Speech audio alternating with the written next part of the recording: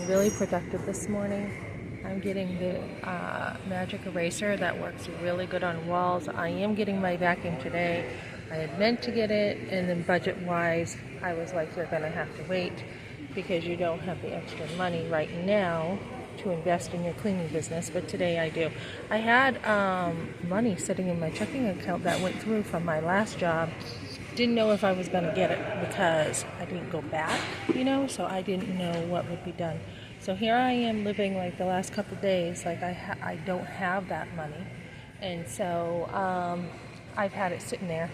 And that's okay, I've been sick. So last night, once I realized it, I was thinking of coming by.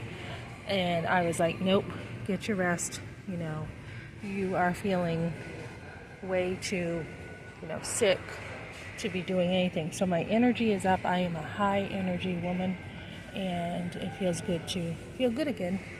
And I felt good the other day. Hopefully this kind of sickness, once, feeling sweaty, then the chills, hopefully it's going away now.